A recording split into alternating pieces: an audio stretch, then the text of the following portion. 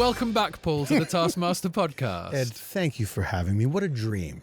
It is. It's a lovely dream to have you in the caravan because, of course, we've only ever done these over Zoom. Correct.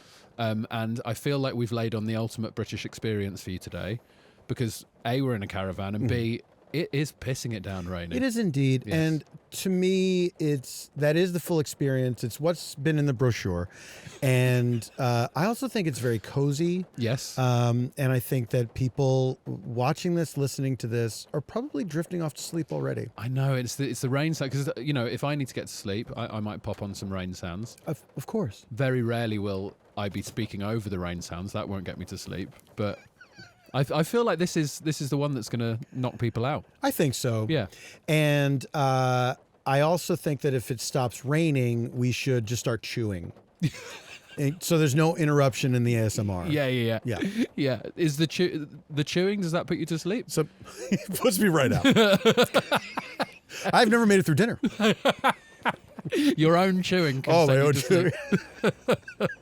And to add to the British experience, there's now a van reversing down the driveway. So, as it should be. Yeah, this is absolute chaos, Paul, and I apologise. It's quite all right. Do you know I live in America? Yes. Yes. Yeah, it's lovely so there. You don't need to apologize for absolute chaos. Now, we're watching Series 20, obviously. How are you enjoying it so far? We're going to be talking about Episode 9. Absolutely loving it. It is one of my favorites, and I mean, it's hard to say because I love the show, and it weirdly gets better and better as it goes, and it's such an imaginative team, and it's wild. It's one of those things you expect. Is this the one that I'm not going to like? It was like, for a while, that for me was Wes Anderson films. Yes. Where I was like, I keep going in thinking I'm not going to like this one. Yeah. And then I like it. Yeah. Yeah. But yeah, it's a tremendous season, it's a tremendous lineup, and I am very much looking forward to talking about it. So this lineup, how many of them were you aware of before you started watching? I think Phil and Anya are new to me. Yes. But it feels like they've lived in my heart forever. But everybody else, yes, I was familiar with. Fantastic. And it's a tremendous group. Now, of course, there's no Americans on this series, but Correct. we had an American on the last series. Did you? Yes. You're well aware of this, Paul. I don't know if I saw that. Did I see that? Well, series? you tweeted about it. I've got a tweet here. You tweeted about Jason Mantzoukas being on Taskmaster. Oh, Jason Mantzoukas? Yeah. How you should check that out. How are you feeling about that, Paul? Now you've just found this out. I'm going to say good for him. Yeah.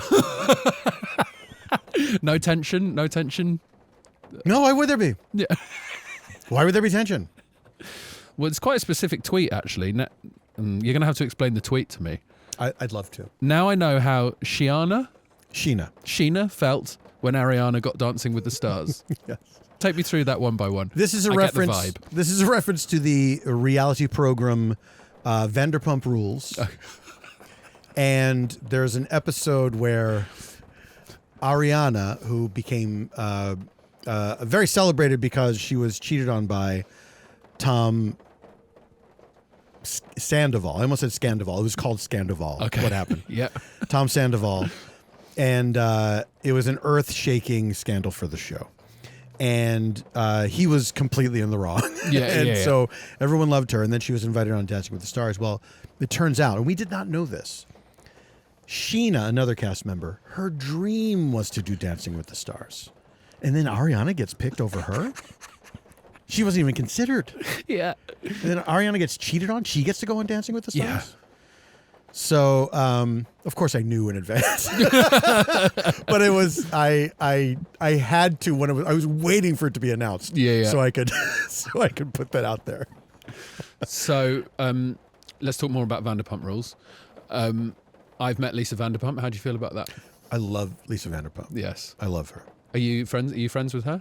No, never met the woman. Yeah, but a fan of hers from the show, and her ruthlessness in making as much money as she could off of these poor people's lives. Yeah, really. I mean, I've seen bits of Vanderpump Rules. Obviously, big fan of Real Housewives of Beverly Hills, where obviously she found her fame. Yes.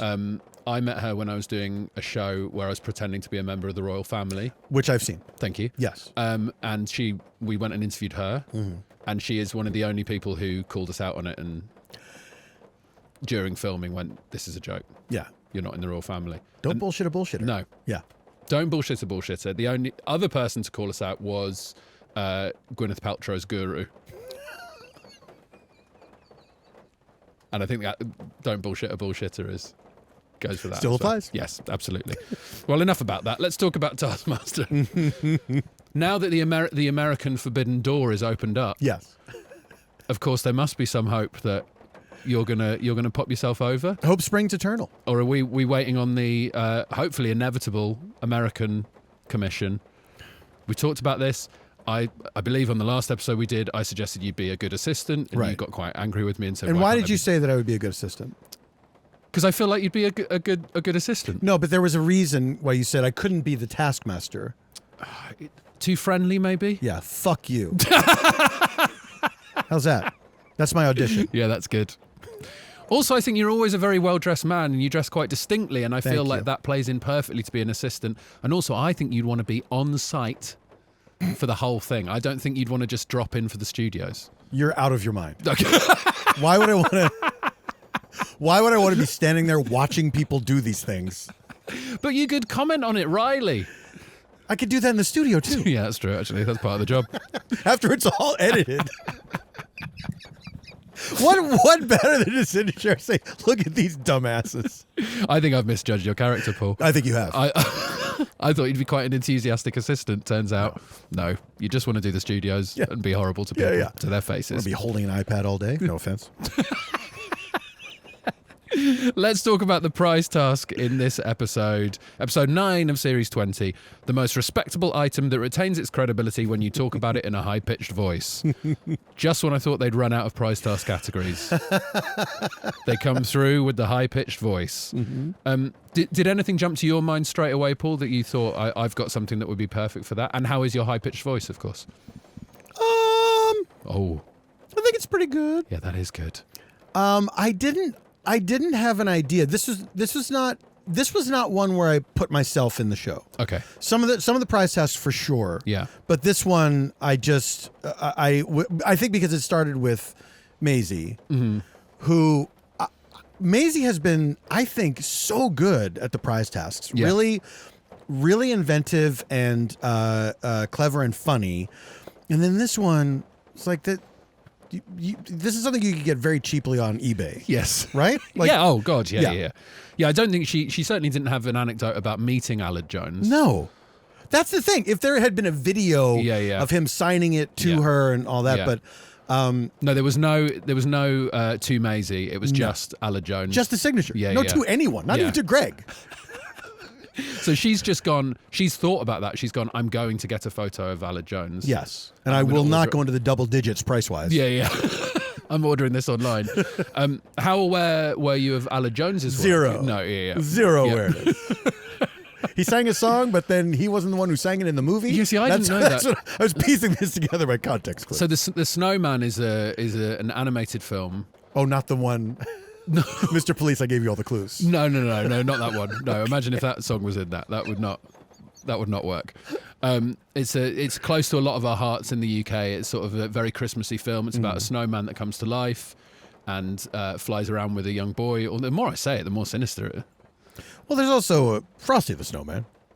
There's Frosty the Snowman. There's a snowman who comes to life. Yeah, but we're not really into Frosty. We like the snowman from Raymond Briggs' The Snowman. How old is the snowman?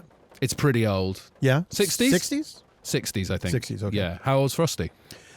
The song is pretty old. Yeah. The animated version, which is, I don't think, very beloved in the States, but they still show it. Yeah.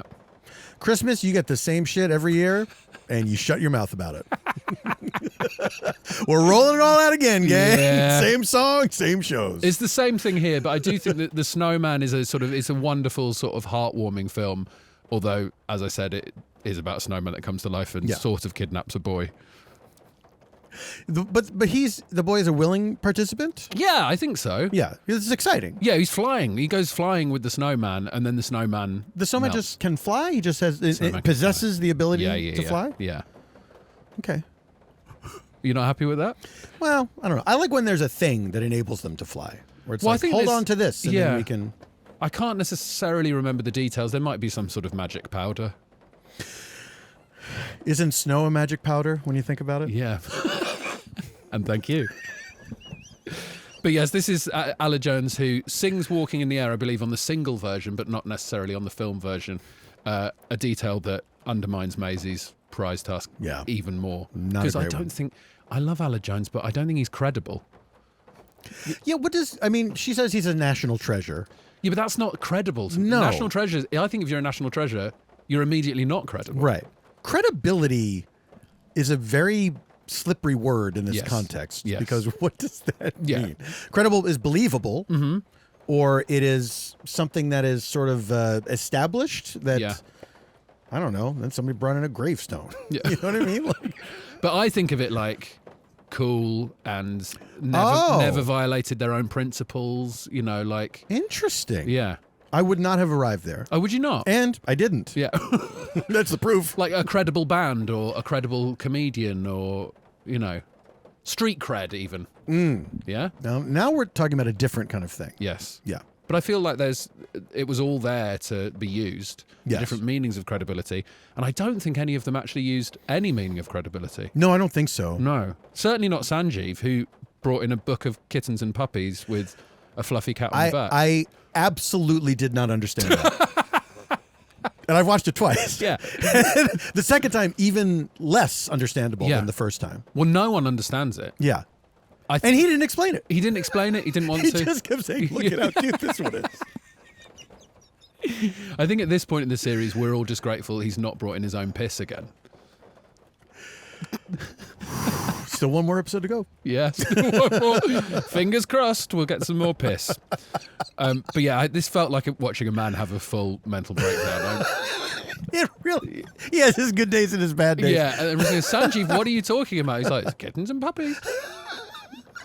And then the back, what did he say? This ups it, or this seals it, or this confirms yeah, he's it. Like, oh, there's another one on the back. Yeah. Yeah, and there's sort of like a weird fuzzy thing like with googly eyes. Yeah. Yeah. And I think had he added that? It seemed like he had. Yeah. It seemed like he had. He's gone, it's not credible enough, this Kittens and Puppies book. I'm going to have to make my own crude cat head and stick it on the back. Yeah. And then it's 5 points. It was 1 point, in case anyone's wondering. Anya, I mean, again, this feels like they've all brought in prize things that were left over before they got the categories, and they're like, I'm going to have to crowbar this in somewhere, because Anya brings in a rug that's modelled on the Boots branch in Piccadilly Circus. That's right. Yes. I have to say that rug was very impressive. That she made it, yeah. She said. Yeah. Yeah. I think it was impressive. I don't think it's got anything to do with... I loved her explanation, though. Yeah. That Boots has taken the place of church in our modern society. Yeah. I do. That feels good. I bought that. More people go to Boots than go to church. Absolutely. And Boots is for everyone. Boots is secular. It's non-denominational. Yeah. Yeah. Have you been to Boots while you've been here? Of course I have. First stop. Have you been to the Piccadilly Circus Boots? Of course I have. First stop. 2 floors. Got out of the airport. Yeah. Left the doors of Heathrow and said, "Take me to Boots Piccadilly." And the taxi driver was like, I know, that's what everyone does. Yeah, I was going to. Yeah. I'm going there anyway. You don't have to pay for this cab. I'm on my way there now. Taps the GPS. Yeah. Come on. No, it was a beautiful rug, and I did enjoy her saying Piccadilly Circus in a high voice. The high voice thing feels like it's quite Greg coded, and I think this because I helped Greg write his sitcom Man Down for a few seasons. That was nice of you to do. Thank you. I was paid. Oh, and I got a part in it as well, which is where this story goes. I see. I wrote myself a part in it, playing a that was helpful. Thank you. Actually, the original part I wrote myself in it. Greg then decided it was not me, and changed the part. So he was like, "Well, I've got you another part, and you're playing Peter, the Christian man, at the church who looks after Greg's character and shows him how to garden." And then I still had to audition for it, even though I write the character. Sure. Fair's fair. And I arrived on the morning of the audition, and in the script, Greg had gone in and changed the character to have a long beard and a very high voice. So on the fly, I just had to do that very high voice, and it's out there. You know, that's who the character was. The beard was down to about like belly button level. That's a long beard. That's a long beard, Yeah. and I had to speak like this for the whole thing. So I think Greg would have enjoyed this. He finds that very funny, making people have a high voice. It is funny. It is funny. Phil brings in his Nana's headstone. So I couldn't quite... Wait, his Nana didn't have a headstone, so this is one he's made for her. Yes. Phil's life, just every time I'm surprised by it, but also not surprised by it. I'm sure that you know people like this where they tell a lot of stories, and a lot of them you think like, yeah, okay. Yeah. And then there's some people that you immediately know, no, this happened. Yeah. This actually happened. And I did not doubt for a second that all of that was true. His auntie's buried on top of his grandma. Yeah. Yeah. With the 2 chihuahuas. And I loved the headstone. It included a picture of Winston Churchill. Yes. And that it said, what did it say? Wife, mother, etc.? Etc. Yeah. That's when, and you don't initially find out that he's just made it. Yeah. And I was like, is he really going to try and sell this as his genuine grandma's headstone Right. with the word etc. Yeah. on it? Imagine a headstone with this. I loved it immediately. Yeah. And I thought when I go, I wanted to say, devoted husband, for example. That's it. That's really good. Would you have Winston Churchill on there? Yeah, sure. Yeah, why why not? I'd have Gary Oldman as Winston Churchill. Fantastic. You know what? I get all the Winston Churchills. Get Brendan Gleeson on there. Everybody who's ever played Winston Churchill. I love John that. Lithgow. Get them all on there. Yeah. Yeah. The League of Churchills. Can you know? What an amazing memory you have that you can remember everyone who's played Winston Churchill. You can't. No. You're a disgrace to England. He's actually a more complicated character than people realise. Only, I think people are catching on. but they will never let us make a film where we do like the dark side of Churchill. Of course. I don't think, no. But happy to play him if they do. Just putting that out there. Yeah, happy to play him and happy to do the work and put the weight on. Sure. I'd love to do that sort of, that way body transformation for a film. I think I'm Would well you on do board that? for. Yeah. And I do it in a week. I could do that so easily. Because you've been there before. Been there before. In your younger days. And you know what? Desperate to go back. People don't talk about that. No, exactly. People Lose don't all talk the about weight. Like, I wish I was fat again. Oh, gooey. You know, I hear about actors putting on weight by just leaving like ice cream on the side and just necking liquid ice cream. I'm like, oh, that's heaven. No? What? Why? Why? Eat the ice cream. It's enjoyable. I think just to get it down quickly, just... What's the rush? I'm filming next week. Next week? I've got to be Churchill by next week. Oh, no. Everyone's going, we just shove cushions down there. It's fine. I'm like, no. Shove cushion. I would love to see that in a major motion picture. You just put pillows in there. And then it wins the Oscar. You can see the corner.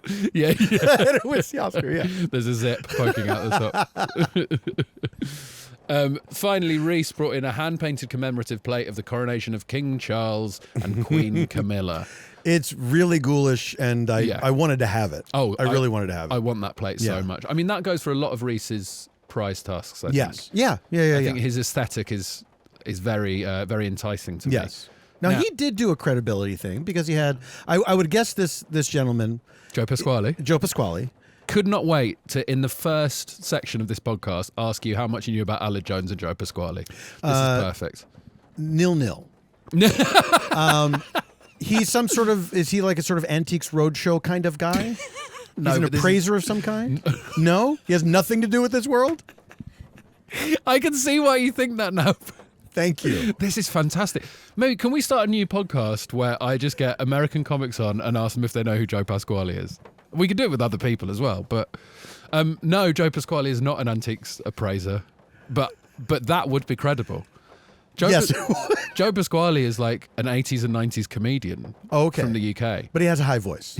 That is his So that's actual why. voice. Yes, that is his natural voice. All right. So he was a huge star. I mean, still is. He can still, he can still pull the crowds in. Very funny, but I would say not even within the world of comedy are you going like Joe Pasquale is credible. Mr. Credible. Yeah. He's not like, if you got Stuart Lee to read out what was on a plate in a high voice, maybe more credible than Pasquale, but he has a credibly high voice. That is credible. At it. Yeah. That is credible. Yeah. And I love Joe Pasquale for the record. For the record. For the record, please. Pasquale, if you're watching this, I love you. I prefer you to Stuart Lee. Here is Pasquale. It was 1 point for Sanjeev, 2 points for Maisie, 4 points for Reese, 4 points for Anya, and 5 points for Phil. Task 1, build a tower of bricks on this trolley, then push it down the slope. You may not touch the trolley after it passes the start line. The tallest tower that passes the finish line wins. As well as bricks, all the contents of one of these bins must be part of your tower, but nothing else. You may only look inside the bins once, and only for as long as you can scream. You must replace each lid before looking in the next bin. You have a total of 10 minutes and 3 attempts, during which you must also scream. Your time starts when Alex screams. Chaotic, this. Very chaotic. This was one that made me anxious if I had to do it, because I don't think I would construct a very sound tower. Yes. If I had discovered the bungees, I would have been thrilled. Mm-hmm. But watching everybody do it, it all looked wrong to me, the way everybody was doing it. Yeah, there doesn't seem to be a way of actually... Also, the crazy thing to me was people who were building the tower at the bottom of the slope. Yes. And then pushing up. That really worried me. Yeah. Which I thought, the first time I watched it, I thought, well, how you have to do that. How else are you going to get the bricks up if not using that trolley? Yeah, that's the brick trolley. But I guess you could just load them onto the trolley and then build it up there. Yeah. There's nothing that said you couldn't manipulate it once you were at the top. But Anya just saying, bring those bricks up. Yeah. And he did it. Yeah. And I think that was a good system. Sure. To be honest, even absolutely, she was the only one who got 0 points. But I think up until that point, I think she'd done very well. Yeah. How's your scream, Paul? Could you have done a good scream? Ah! I think so. That's good. But could you have? Don't do it now. But could you have extended it for the whole time when you were looking in the bins? I feel like I could have. Yeah. I feel like I could have. Because I sing a bit, and I have increased my my breath control. So I think I could have done. I would have taken a big, deep diaphragm breath. Yeah. And I think I could have screamed. What notes do you think you would have hit? You say you're singing a lot. Do you think? Oh, it didn't occur to me to sing scream. Yeah. But why not? Yeah. I mean, you're a fan of the death metal, so you understand sing screaming. Absolutely. Yeah. Like a Cookie Monster voice. Yeah, Cookie Monster voice. Yeah. Which is, it's an incredible trick that people do with their voices, because how do you do that every night without... Exactly. Yeah. Without shredding your vocal cords. Yes. Developing nodes. I'm also a big fan of Beetlejuice the musical. I don't know if you're across Beetlejuice the musical. It's fantastic. I've heard it's great. And obviously Beetlejuice has to sing with that in his husk. raspy Beetlejuice voice. Yeah. Again, a wonderful skill. What would you have selected? Because obviously there was the option for cement, which was just flour. And that seemed to be there for people to go, well, I'm obviously not doing that because I've got 10 minutes. Yes. Anya picked it. Maisie picked it. I don't know why they picked it. Did they think that the weight of the bag would... Well, Maisie didn't, obviously. But did they think the weight of the bag would create some sort of base? Like a strong base? From the way Anya picked it and talked about it, she seemed convinced that she could mix the cement, build a full wall/tower with the bricks, let it dry, and then push it down the slope in 10 minutes. In her head, that was going to work. Which is, I mean, welcome to Anya's head, I think. Oh, yeah. Well, when she tasted it and realized it wasn't cement, then she saw, I won't be able to do this. Why not taste it as well? Like a cop in a heroin raid. Rubbing it on her gums. Like. Pure flour. We got him. What I love is that the other option was that it was cement, and she was going to taste that and go, definitely cement. Yeah. I'm always tasting this. Maybe she thought that's how she was going to mix it. Yeah. Just swilling it around. Like a gecko. Maisie, also does that. I think Maisie picks it because she only looks in one bin. She screams, she opens one bin, she gets what's in the bin while still screaming, empties it over the top while still screaming. Just completely misread the thing. Okay, Maisie she's extremely funny. Yes. She's very sharp, she's very quick. Yes. And yet, she is like skimming the instructions of these tasks every single time. She misses a crucial detail. Yeah. She interprets it in a weird way. It's like she's in a hurry to get started. Yeah. And so many times, whenever they go to the video, I will always look at Maisie in the studio first to see what her reaction is, because she has no recollection of doing it, or she realizes, oh, I didn't see that at all. Yeah. I had no idea that was part of it. Yeah. It's amazing to watch. I've probably mentioned this on the podcast before, but I'll say it anyway. We did a pilot for a food-based Taskmaster where I was the assistant because I wanted to be on the site. And you're so nice. Thank you. And one of the tasks was make this food cool again or something like that. Create an advert to make this food cool again. And it was a cabbage. And everyone else who was doing it in the lineup was like, all right, cabbage, make an advert for some cabbage. Maisie looked at it and went, I've got to make an advert for a lettuce. And we just said nothing, obviously, and then made this like high production advert for lettuce, which was obviously fantastic in the studio. What? She must be thinking of something else all the time while it's being explained to her. Yes. Even while she's reading it. Yeah. She's thinking of something else. Yeah. I, at the very least, would have asked, is this a cabbage or a lettuce? Yeah. And I think I would have had to answer at that point. Also, I think cabbage, is it only when it's cooked that it has a distinctive smell? Yeah, I think so. Yeah. Oh, yeah.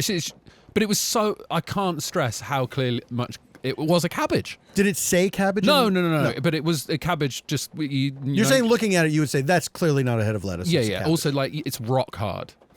Like, you pick it up, it feels like it's made of wax. Like, it's absolutely rock hard. It's clearly not a lettuce. You could have thought this is a stale lettuce. Yeah, but I don't. It's been left out. But famously, when lettuces are old, they just wilt and go soft, don't they? That's very true. Yeah. They don't go to rock hard with a sort of waxy coating. Honestly, same. Yeah. But anyway, enough of this.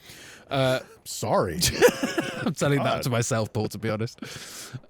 Yes, Maisie pushes it down, covers it in flour, rather than, I think, your option of using it as a weight, maybe, a big bag of something. How perfect would that be as ballast? Because was the idea that once you saw something, you had to then put it on the trolley? Not that you saw it, because you could look in all the bins as you're screaming. Yes. And then make your choice. Make a choice. Make a choice, yeah. So you didn't have to, but I mean, did you have to choose something? Or could you say, well, there's no point in putting that on there? That's a really good point, Paul. Thank you. Oh, yes. No, it must be. All of the contents of one of these bins must be part of your tower. Must be. Okay, yes. Yes. So you do have to choose something. Everyone else realised, let's look in all the bins while screaming. Maisie looked in one of the bins, used immediately what was in front of her, and that happened to be flour, and she tipped it all over. But also, at no point seems bothered by that as a thing. Or no. In the studio, she's like, yeah, that's what I did. Yeah. It did look good, though, when it was coming down the slope. It did. This is a great opportunity to talk about how beautifully this show is shot. And big shout out to the camera crew, because there's like when Phil is opening the task, there's this beautiful shot of him, backlit by the morning sun, windmill. Yeah. He's in his, strongman outfit. It's like a painting. Yes. It doesn't have to look that good, but it did. It does. Do you know what I mean? It's a beautifully made show. It's beautiful. And also when they went to slow-mo for Maisie's trolley coming down, and as she crosses the finish line right after it, the jump. Yeah. It's beautiful. It was stunning. It was poetic and lovely. With the clouds of flour coming off and Yes. and Greg teasing her afterwards, saying you're going to have to be disqualified because so much flour came off, and she looks like she's about to flip out. That was tremendous. Yeah. That was tremendous. Let's talk about Anya and Phil. They were shown together. I mean, the veering of the trolley was stressing me out. Yeah. Because they do then cut to the crew who nearly got hit by the trolley, and they're not laughing. No, they're not. Those guys, those cameras are serious to them. Yeah. It's not even about them getting hit. Yeah, they don't care. It's about don't fuck up my shit. Yeah, break my legs. Yeah, just leave my camera alone. Exactly. These lenses are expensive. Phil has the sleeping bag, the reflector, and the poles. It doesn't seem like he actually uses. I mean, he does well here, but Yeah. But I like the system. He was like, "That's great. I can put the poles through the hole," and they clearly don't fit. Like when he's putting them in. This task is mad. This would have stressed me out, I think. It did seem stressful. I will say for the two of them, looking at the driveway, down, the little slope, you know that nobody's driving the trolley. So they're not going to follow the curve of the drive. You have to angle it. Yeah. It's just going to go so straight. So it stays on. Yeah, it's just going to go straight. There's not a little guy in there. That could have been an option. Oh. What if one of the bins had We didn't see all the bins, right? Could have had a little guy in there. I'm a professional driver. Little helmet. Anya's sadly the only one who doesn't manage to cross the line using the 2 bungee ropes, which would have been a good thing to use, I think, and a jug. And she has the highest scream, the 1970s camping kettle. But very sad that hers doesn't cross the line. Let's talk about Reese. Mm-hmm. The first attempt broke my heart, Paul. I felt that so deeply. Yeah. And he handled it much better than I would have handled it. Which is unusual for him, I'd yes! say. Yeah. He was so calm during this whole thing. And I would have, the first time would have broken my spirit. Yeah. The second time I would have walked off the set. I would have said goodbye. Your dream to be on the show. Yeah. You're so excited to be on the show. Yeah. And you're walking off. There's no way I'm doing that again. Geez, would Sheena have walked off the set of Dancing with the Stars if she'd been asked? No, she probably would have just been eliminated. Yeah. That would be devastating if Taskmaster was an elimination system, wouldn't it? Oh, my God. Every episode someone goes. Oh, God. Chills me to my core. The way that tower falls apart in the first place, where it's massive, and then it gets quite close to the finish line, and then it's like all the bricks make a decision. It looked like a controlled demolition. Yeah. It's getting too close. Now! All off at the same time. Yeah, it really did look, bricks were saying, we have to jump off of this thing. We're done. This is our moment. Here we go. Yeah. It reminded one of Andor. Yeah. Of the prison breakout in Andor. Amazing. Shout out to Sanjeev for using the camera and creating that incredible shot. Now, here's the thing. I think you would assume it would be more fun to have the camera facing the hill. Yes. And watch it cross the finish line and everything. Yeah. The genius of it being trained on Sanjeev and him getting screaming as it gets further away was Yeah. So good. So good. It was like a POV. If you're the trolley, you're Alan Rickman at the end of Die Hard. And Sanjeev is Bruce Willis. That's right. So a lot of ifs. And he stayed in frame the whole time. Yeah. The framing was perfect. The guy's a movie star. For a camera on a stick. Yeah. The guy knows how to hit his marks, all right? Indeed. He's working with Keanu Reeves. Come on. But yeah, incredible. And he actually manages to cross the line, 105 centimetres tall, using a cardboard Wellington boot shaving foam camera. I do think now that every time Sanjeev's used to the show, this task might have been a little bit further into the process, and now he's just so exasperated with it all. When he pulls the welly out and it's covered in shaving foam, he's like, yeah, all right. Here we go. Yeah, this again. It was 0 points for Anya, it was 2 points for Reese, 3 points for Maisie, 4 points for Sanjeev, and 5 points for Phil. Task 2, make your jockey weigh almost the exact same as Alex. If your jockey weighs more than Alex, you are disqualified. You may only get 2 readings from the scales. There is a bonus point for the sexiest jockey. You have 10 minutes. Your time starts now. People's ideas of how much things would weigh were very curious. Yeah. Because every single one of them puts it on there. It's like, oh, it's 2 stone. Yes. How did you think you were even close? You put 2 sweaters on a mannequin? Yeah. You can feel how heavy the mannequin is. Yes. You can't put a wig and some sausages on something and go, well, what's that, 5 or 6 stone? That's got to be really heavy. They're lighter than normal sausages. They're plastic sausages. Exactly. But then Reese is obviously just like, he knows that you need to add a lot of weight to it. But he does it by adding a roof's worth of lead. The lead made me a little anxious because I don't know, I couldn't see a good way to secure the lead to the mannequin. Yeah, to make it part of the costume. Yeah. Yeah. And I don't know what would have done it. I mean, you know what? Sanjeev's had a belt. Yeah. So if maybe you could have put them in the belt, but I could already feel how difficult it would be. They'd be falling. Yeah. You'd be trying to hold them in there and then tighten the belt at the same time. Yeah, it's a nightmare. Yeah. I guess like in the pockets of things, or but then he puts them in the trousers and they fall down. Yeah. Yeah. Or I mean, there's no way in a lovely bra, maybe. Oh, a lovely bra. Big heavy lead. Oh, a big heavy bra. lead-laden bra. Oh, Ed, now you're talking about language. I think it's a very difficult task. Or they Yes. certainly seem to make it difficult. Absolutely. Amazing. Also, the shape of the lead pieces. Did not lend itself to. The lead feels like a red herring, but then how else are you going to get the weight up there? It's not going to be a feather boa, I'll tell you that much. Why even put the feather boa? I mean, they all seem to focus so much on the sexy thing, especially Maisie. For one point. For 1 point. And that clip of Maisie going like, right, so it's sexy's for bonus point, but mainly worried about the weight, yeah? And then first thing she does, she's like, this is sexy. The lightest leopard print onesie.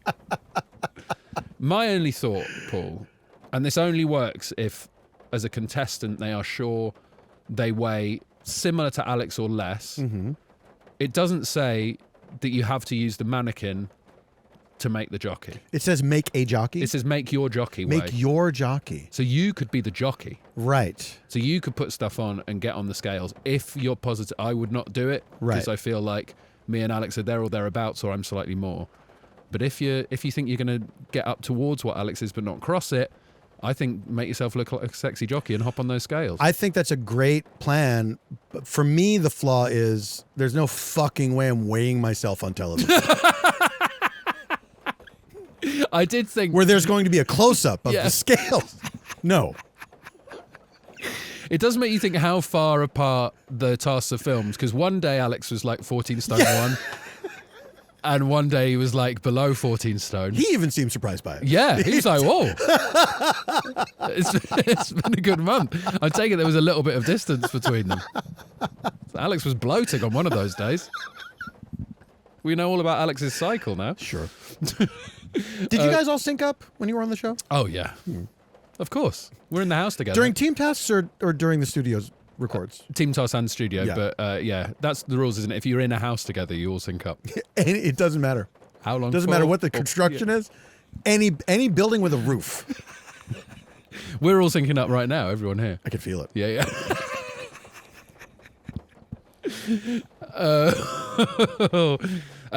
Isn't it weird how similar Phil and Anya's jockeys were? That That was very strange. They both went for sausages. They both went for the pigtails. Yeah. So they were trying to work out if that's something that they both find sexy, or whether that's their idea of what Greg finds sexy. Yes. They didn't. I was surprised at how little they put on the mannequins. Yes. Yeah. I mean, I've got them here. They are. I mean, apart from Reese, who just went overboard, obviously, but Phil's. Should remind you of what Phil's is like over on the side there. Yeah. That is less than a human would wear to go out. Yeah. Yeah. Which is admittedly sexy. For sure. And same with Anya's. Like she put a picnic basket next to it, but that doesn't feel like part of the jockey outfit. It does. But it was there. It was there, but but then I think it has to be part of the outfit. As Sanjeev found out, he was not part of the jockey outfit. You know what? The picnic basket, if I may quote Yogi Bear, that would have been the perfect receptacle for the lead pieces. It would have been, yeah. So if you dressed yourself up as a jockey and put a few of those in there, you would have been okay. But I don't think it can be considered as part of a jockey outfit if it's just a bag they're holding. Have you ever seen a jockey with just like their tote bag on their shoulder as they gallop down? Have you ever seen a jockey with a string of sausages around his neck? Ed, what are we doing here? Ed. Yeah, but there's got to be a line here, Paul. And the line does not... Are we the ones to draw that line? I feel like this is what the podcast's about. It's this line drawing. Oh, okay. I wish I'd been told that.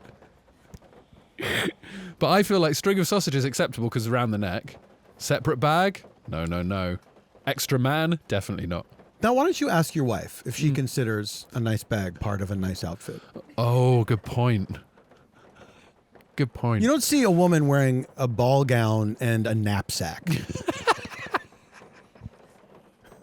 Yeah, that's a good point. I've not thought sartorially here at all, have I? But she always has a go at me when I have my sausages on. It's part of a nice outfit. She's like, you keep getting chased by dogs. Maisie goes with the Greg Davies policeman look with a feather boa. Why does that onesie exist? I do not... I mean, look, we're not here to kink shame. People like what they like. We are, that's a podcast. Oh, no. Knock it off, furries.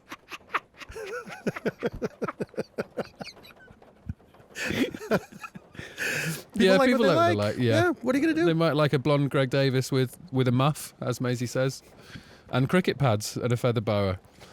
The Sanjeev, I don't think the Sanjeev technique works for me. I had a real problem with this. Yeah. Because Greg says when he's scoring, well, I can't give you no points. Yeah. You absolutely can. Yeah. This is cheating. Yeah, he cheated. He should not have got 1 point. Because Anya got 0 for 2 tasks. Yeah. Why is she exempt from this? I can't not give you a point. Yeah, and I feel like Reese went over the weight, so he broke the rule. Yeah. Hence he got 0 points. Yeah. And it does feel like, even though it's not an explicit rule, maybe, that Sanjeev broke, it's clearly not within the spirit of it. Yes. He could have just stood on it. Yeah, exactly. Yeah. And pointed at the jockey. Yeah. Yeah. Even though I realised that was my technique I mentioned earlier in the chats there. But never mind, I am nothing if not inconsistent, Paul. It was 1 point each, though, for Reese and Maisie for top sexiness. Yes. I don't know why Reese gets any points for sexy here. I remember seeing it and thinking, I get it. There's a beard, there's a little top hat, but for me it's the shorts, it's the life jacket, which I don't think are ever sexy. Never. They're practical. If you were drowning, you'd find it pretty sexy. Oh, I wouldn't find it sexy. Do you think? Do you think I'd find it sexy? Well, maybe I've been closer to drowning than you. So you've been in a situation where you've been flailing around in the sea or a pool. Somebody throws me a lifesaver. And you're immediately Whoa. you're immediately horny. Yeah. I'm going to live. I'm horny for life. In every sense. I only have 1 more hour. Okay. Thank you. Reese gets the sexy point for his, as he admits, looks like his jockey's cactus pants. With a lot of lead in his shorts, and Maisie for the sexy policeman. But it's 1 point for Sanjeev in the task, 3 points for Maisie, Anya gets 4, and Phil gets 5 points. Task 3, make the most fantastic 15-second film with your face in full frame. You have 15 minutes to film your fantastic 15-second full-frame face film. Those 15 minutes start now. We should mention, first of all, Paul, the Task-O-Matic. Yes. The sort of steampunk-esque machine that opens the task for them. Absolutely beautiful. Which you've just I seen got in to real see it in life. person. Yes. Wonderful. Not many people come to this house and don't see the Task-O-Matic in real life, because coming to the Taskmaster house, and if Andy Devonshire's here, it's like you've gone over to a 7-year-old boy's house and he is desperate to show you his new toys. Just like, even if you're just a friend of the family, he's never met you before. He's like, come in here and have a look at this. Look at that. Whoa, isn't that cool? And show them to me, he did. Yeah. I got the full tour. It was wonderful. But you enjoyed the tour, didn't you? I did, of course. That's, you're a fan of the show. It must be wild. It's surreal. It was surreal coming through the gate and seeing the house and everything. And also how small everything is. Yeah, it's tiny. Absolutely tiny. Are there any other TV shows that you'd like a tour of? Is there anything else that you're like, I wish I could see the set? The News. You'd love to go there. I'd love to go to the News. See where it all happens. Yeah. Have you been to Pump, Lisa Vanderpump's restaurant? No, we when we were watching the show, we had loose plans to hit all of the properties. Yeah. And we hit none of them. Yeah. Because anytime it actually came to maybe leaving the house and doing that, we're like, that's crazy. Yeah. Yeah. We want to hang out with those shitty people. Eat mediocre food. Also, do you know the the big special menu item at Pump. Do you know what it's called? I don't know if it's still called this, but it certainly was when we went to Pump to interview Lisa Vanderpump. I do not know. It's called the Pinky Pump Burger. How do you feel about that? I don't like it. Let's talk about It's this. getting worse the more I process it. I'd imagine that's the same with the burger, to be fair. This task would terrify me. Really? Yeah. I think just because you want it to be so good, because it's sort of within, I've said it before, within the world of what like we do anyway. So Yeah. it's not like get an egg into a bin, which, I very rarely do in my day-to-day life. Yeah, I know what you mean. Because this is a task where it's like, be creative. Yeah. And for us, that means, and also be funny. Yeah. Yeah. Yeah. It's like, oh, now I have to prove it. Yeah. I can't just be passively funny by not knowing how to do something. Yeah. They were all very good. Yeah. Would you have an instinct as to what you might like to do? Did you put yourself in this task? I did put myself in that task a little bit, and when I saw what everyone else did, especially like Anya's was really lovely, Yeah. and the drawing on her forehead, the landscape on her forehead, and the stop motion of the two figures, the bang bang, and all Yeah. that was like I'm so impressed by her with everything she does. She's so creative and so interesting. I love it when you see somebody and you think, I never would have thought of that. Yeah. That never would have occurred Yeah. to me. And I know I wouldn't have been that. I wouldn't have come close to that. Mm-hmm. Mine probably would have been closer to Sanjeev's, I guess, if anything. But Reese's was great. Reese's was very great. much in character, and Yeah. you could tell that was the first thing he thought of. Yeah. Well, he said, I've got it. Let's Yeah. go. Yeah. Do you have any paper mache? And they said yes. Well, of course they do. They have everything here. Isn't it a thing you have to make? It's not just, you don't Yeah. buy a ream of paper, Yeah. papier mache. You like a bucket of Yeah. paper mache. Yeah, no, Can I have 7 pounds of papier mache? I wonder if he did do paper mache in the end because it takes time to set that sort of stuff. Yeah. I remember at school we used papier mache, just put it around a balloon and then pop the balloon. But I don't know why we did that, because then we just had the sort of balloon-shaped hard thing. It's tradition. You did it for tradition. Oh, yes, of course. To remember the fallen. It was on Remembrance Day. That's right. Yeah.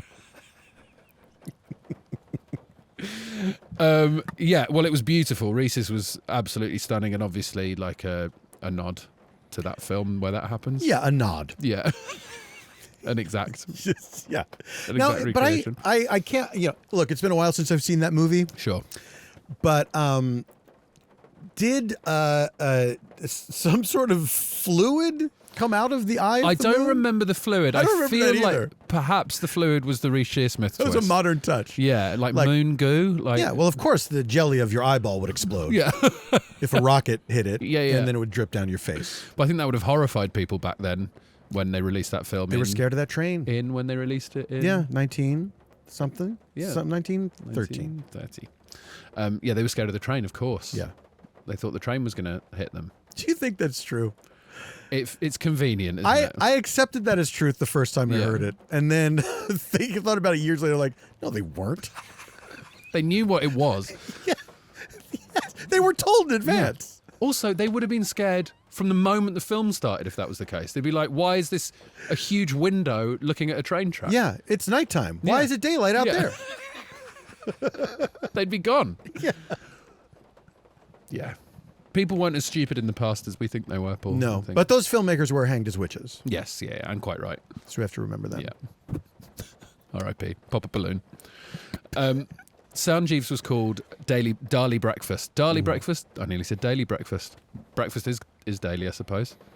If you eat it. Yeah, clever pun. So they're sort of flying up and down Yes. the foods, and there's And what do you? I couldn't see if there were, like when the apple obviously was reversed. He had it in his mouth and let it Yeah, drop. But everything else, was it because it was so perfectly in profile to the camera? yeah. Was it on a little string? I did not see any little string. I wonder if they reversed and then played whether it was all spliced together. There was like some bits that were reversed. But even if they dropped it, for it to be so perfectly symmetrical, Yeah. seems unlikely to me. Yeah. But maybe I don't know enough about physics.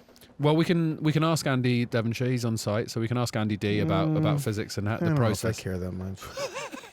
Oh, so I thought you were going to say you didn't want the magic ruined, but it's because you... I don't want the magic ruined. Yeah. And you don't care. It looked great anyway. I don't know if I want to involve a third party. It's a lot, isn't it? Be nice was the message as well, of course. Greg always wants a meaning and a message. Yeah. And be nice. Yeah. Not what I got from it, personally. What did you get from it? Breakfast. Mm-hmm. I'm not a fan of subtext, really, to be honest. Really? No, I like people just to say what everything means. You like it spelled out? Yeah. Okay. In films, especially. I want, this thing has happened, so then these people need to do a thing. Right. There's an explosion, and then they did the thing at the end. And then maybe there's a bit at the end where it turns out they didn't do the thing, and that sets up the next one. Yeah.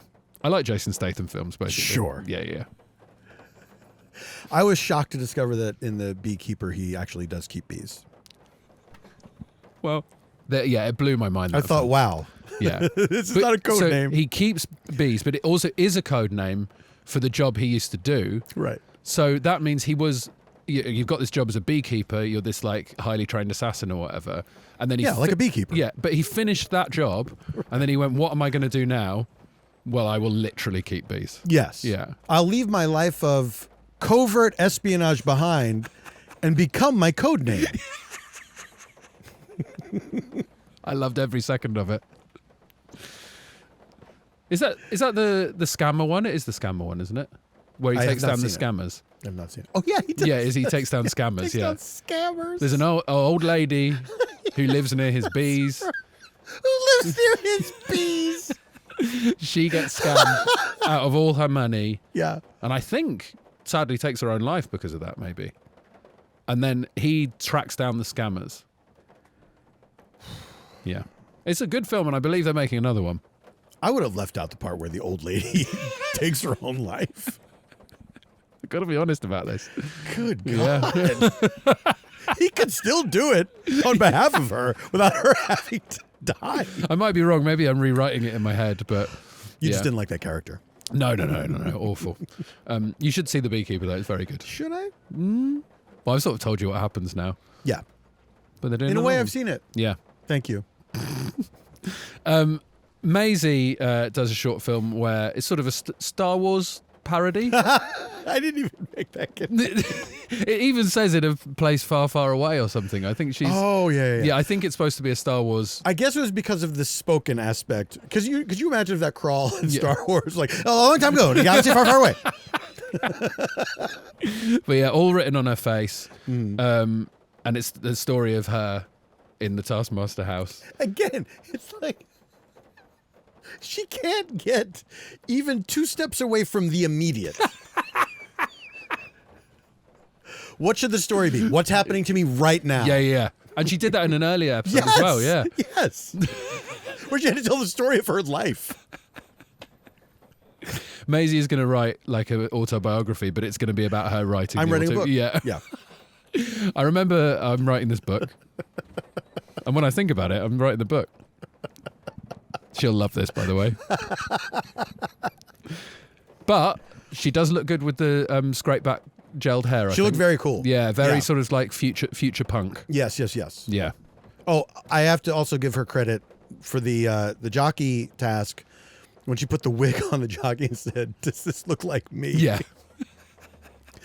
Because if I were in that situation, yeah, I would have that fear. I would never speak it aloud. No. I would be thinking, I hope no one notices that this looks like me. But that's such a dangerous, because they are going to notice it in the studio. You have to, of course, the move is to get out ahead of it. You've got to 8 Mile it. You have to 8 Mile it. Yeah. Because if you don't, it's then the best you can look like is a good sport. Yeah. You know what I mean? Anya's we've discussed. Stunning Beautiful. work. Like real, like an understanding of aesthetics. It stood out from all the others. They were the bang bang. Maisie had the end on her tongue. Yes. Which, again, fantastic. Yes. Phil's was sort of like a cheeky northern Radiohead. He had his head in the tank of water and then released... Is that a reference to a Radiohead video? Yeah, I can't... No Surprises, I think. Okay. Tom York's head is in a tank and it slowly fills up with water. Okay. I don't know if that's exactly what Phil was going for. But Did he also have the nose clip on? He didn't have the nose clip on, and he did not release any animals from his mouth or give a cheeky wink to the camera.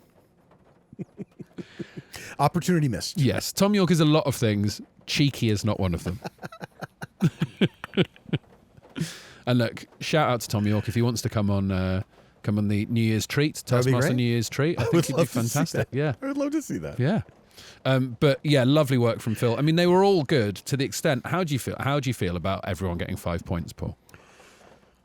And if you were the Taskmaster, as you've said, you'd be a great Taskmaster. Do you know? You'd be ruthless. I'd be ruthless. I do see Greg's point that they were all enjoyable to watch. I would say that I could see gradations, though. Yes. I'd probably at least give somebody 4 points. Yeah. You know what I mean? Do you want to tell us who that is now? I would say Sanjeev. Yeah. I would say Sanjeev and Phil. I probably would have given 4. And Maisie. Yeah. But Anya and Reese, I would have given 5. Yes. Sure. No, I think maybe in this one, it felt like they were all very proud of what they'd done. Yeah. So I think Greg was sort of tiptoeing around also that thing of it being a creative task. Yes. And if suddenly you're like, you all get 5 points apart from Maisie who gets 2, would have been very funny to see her reaction, which is what I would have done, because quite frankly, she just scribbled on her own face. And told us. And she didn't even do that. No. Someone else had to do that. If she'd tried to do that, it would have been unreadable. She did say that her hair stayed gelled for 3 days. Yeah. That has to get something. Yeah. That's inconvenient. 3 points. Everyone gets 5, though, so it's a nice happy end to that. Studio task. Become the person the Taskmaster shouts. You will have 1 minute to draw yourself a new bottom of your face and your body. Also, you must bob up and down throughout your attempts. Worst new person each round is eliminated. How's your art, Paul? My art's pretty good. When I was a kid, I used to draw a lot, and then I stopped when I stopped getting better at it. Yes. There's a point where you get so frustrated, and you're like, oh, I can't do it. Yeah. I can't break through this. I've reached the limit. I've plateaued. I've plateaued. Yeah. This is it. Yeah. This is not interesting to me anymore. Now I recognize this looks bad. Yeah. But I think I could have done well for the drawing requirements for this. Yeah. Yeah, I mean, this was very fun. I thought this. Absolutely. As a studio task, this was really good fun. Yes. The bobbing really helped. The bobbing, and they talk about Sanjeev's bobbing. It was so hypnotic to watch. Yeah. At one point, Alex says, "Can you imagine Sanjeev drawing without bobbing?" And I knew exactly what he meant, because it was just so calm. Absolutely. And it wasn't putting him off his drawing. It seemed to just be part of the rhythms of it. I did wonder about that. How much would that hamper me? Yeah. Would it make any difference? Yeah. Would I keep forgetting, or would it be? Would I reach the limits of my concentration? Yeah. Of I can't do these two things at the same time. I think you can have quite a gentle bob, though, and I think that might actually be quite calming in a way.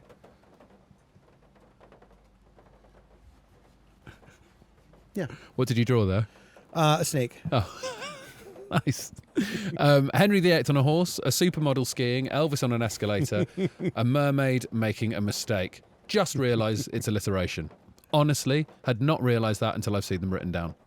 I didn't realize it until you just said that. There you go. There's always something new to find in this show. Isn't that fun? Yeah.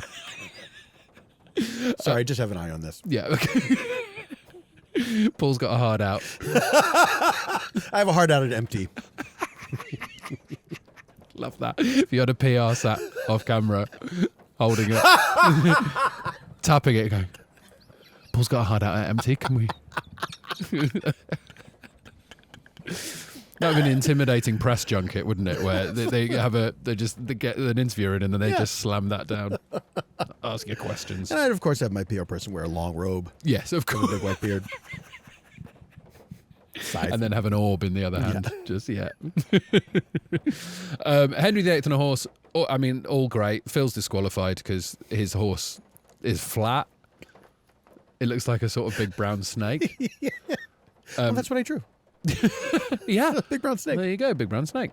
It was all really fun to watch. I mean, Reese's art was always going to win, I think. Reese did the like the face of the horse, right? Like the horse. Yeah. That was the perspective. Yes. You've seen the horse. Yeah. Yeah. Everybody else sort of did him standing on a sideways horse. Yeah. The horses are difficult. I mean, as a course. kid, if you try and draw a horse, you realize you don't actually know what a horse looks like. No, but the easiest way is to draw the front of the horse's head. Yes. I thought that was smart. Yoop, And yoop, yoop, yoop, yoop, yoop, yoop, yoop. Done. Was that your drawing technique when you used to draw? Yeah. The yoop yoop. Yeah. Yep. And then my voice changed. Yeah. The perspective he gets on the supermodel, I thought, was particularly good. Absolutely.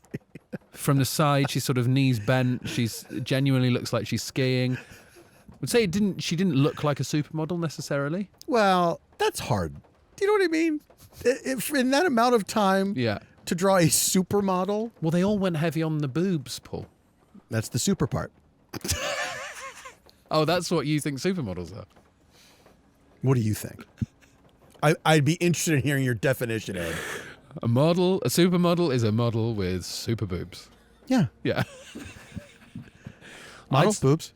Uh-huh. Supermodel, super boobs. Super boobs, yeah. I would say that is not the modern way of supermodels. Oh, has it changed again? I can't keep track.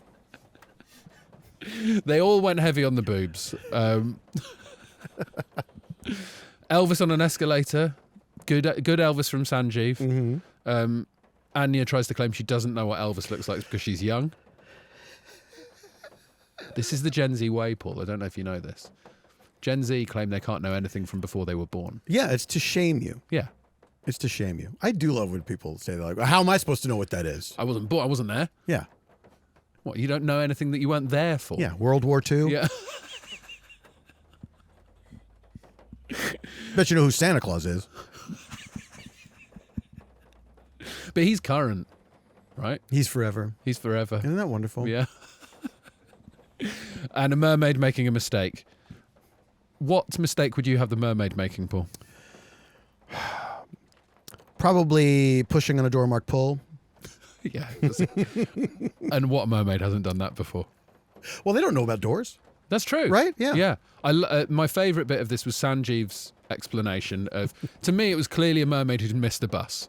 And Alex even says that to him. Greg says that to him. She's missed a bus. And he's like, no. It's like, just say yes. Yes, exactly. Because that's perfect. And that's what it looks like. So, no, she's trying to catch a bus. That's not a mistake. Yeah. Also, that means she missed the bus. Yeah. She's trying to catch a bus. But the mistake is, why is she on land trying to catch a bus? Because she's a mermaid. The way this man's brain works. Also, how is that a mistake? Yeah. How did she lead to being on land? What was the mistake she made to getting on land and needing to get the bus? She intended to go onto the land in order to get the bus. Yeah. Yeah. Right? Yeah. But I guess it is broadly a mistake because she shouldn't be there in the first place. But that's not her mistake. That's the mistake of the world. Yeah. Right? Of the universe. Yeah. Of God. Yeah. Land mermaids are God's mistake. Yeah. Land mermaids. Hate it. You hate to see it, don't you? You hate to see it. Because you can't help them. No. When you see them. And they refuse help. Yeah. They won't even help themselves. Yeah. Phil gets 1 point. Maisie gets 2 points. Anya gets 3 points. Sanjeev gets 4 points somehow. And Reese gets 5 points. Very easy on Sanjeev. Yeah, in this very episode. easy. Meaning Phil wins the episode with 21 points, Reese in second place with 17, Maisie with 16, Anya also with 16, and Sanjeev with 15 points. Meaning, as we head into the final episode, Paul, Anya and Phil are joint top with 140 points, Maisie on 132, Reese also on 132, and Sanjeev on 127. It's got to be the closest series we've ever had. It's going wild, into the final. yeah. It's very exciting. Yeah. It's really exciting for those of us who care about the points. Yes. And who wins. Yes. Which I think everyone should, because it's very important who wins. And also it's exciting because usually it's much clearer at this point in the series who is... It's normally clear after like 5 episodes, I think. Yeah. So this is astonishing that it's this close. Do you think they're all good, or do you think they're all good sometimes and bad sometimes? I think they're all good sometimes and bad sometimes. Yeah. I think that I was surprised by Phil because Phil seems like he doesn't really... He's just interested in doing something that pleases him. Totally. As opposed to trying to win the task. Yeah. You know? and he wants to do the task in an interesting way, which usually does not lead to actually winning. But it's happening, and it's very. I mean, like, you know, you see the choices that some of them make, and you think, oh well, he's out of it. Yeah, you know, and then seeing those scores, like, wow, I guess not. Yeah. So really the fact that Sanjeev, he's bottom, but he's still pretty close. He should not be as close. No, from episode 1, I was like, well, he doesn't care. He doesn't care. Like he does not care, which must make Maisie crazy because she, as has been stated, she's competitive, and you can see her in her reactions to like the tiniest thing.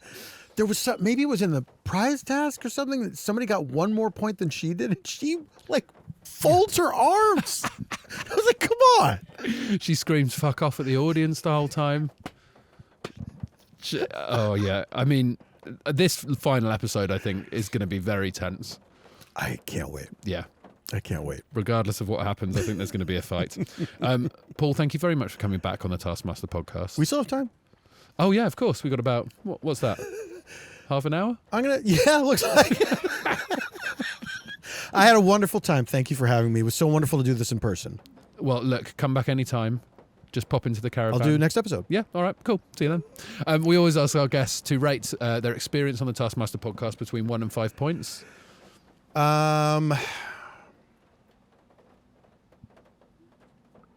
Do you feel like I would be a good Taskmaster? Yes. 5. Thank you. That felt like you were waiting for the sand to run out before you gave the answer there. I wish I'd done that now. That's a huge moment if you did that. Would you have allowed that? Would everybody have allowed that if I just sat there and watched it? I think we would have done, because I would have cottoned onto what you were doing quite quickly. And then I was like, I'm glad we're filming this. We've just got to let this happen. And then we're putting it all out as a clip. It's all going on the episode. I wish we'd mic'd the sand. Yeah. It's my one regret. Thank you very much, Paul. Thank you, Ed. For more Taskmaster, subscribe now.